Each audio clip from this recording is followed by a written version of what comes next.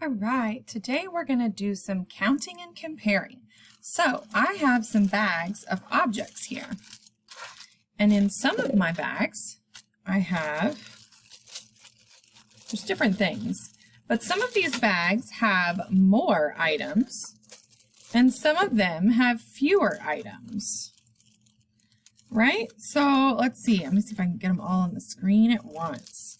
Some of my bags have more items and some have fewer. So let's start with maybe these first two that I had out. I can look at these bags and I can tell, I think that this one has more than this bag. But we're going to take the items out and put them on my tray, and we're going to count and see how many items we have. So we're going to start with these googly eyes. I'm going to dump them out and I'm going to count them. 1, 2, 3, 4, 5, 6, 7. Let me see if I can get it to fit. And 8, way up here at the top. There are 8 sets of googly eyes. Now, if I take these out of the bag, let's count how many rubber balls there are. 1, 2. There are 2 rubber balls and 8 googly eyes. I was right when I guessed that this one had more, this bag had more than this bag. Let's try again with my next sets of items.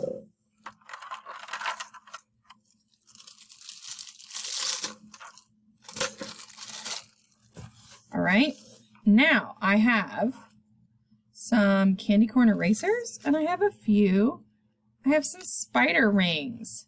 I'm looking at these two bags and trying to decide which bag I think has more items in it. I think from looking at it that this bag has more items than this one. So let's count and make sure I'm right. We're going to start with our candy corn erasers. 1, 2, 3, 4, 5, 6, 7, 8, 9, 10. There are 10 erasers. Wow, that's a lot of erasers. I think that my prediction is still correct. Let's count these rings and figure out how many spider rings we have. 1, 2, 3. 3 spider rings.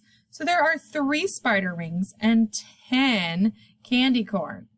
There are more candy corn and less spiders. All right, now it's your turn to do this activity with someone at home. Have them put a different number of objects in 2 bags, and you guess which bag has more and which bag has fewer. Then count them out and check your work. Can't wait to see what you do.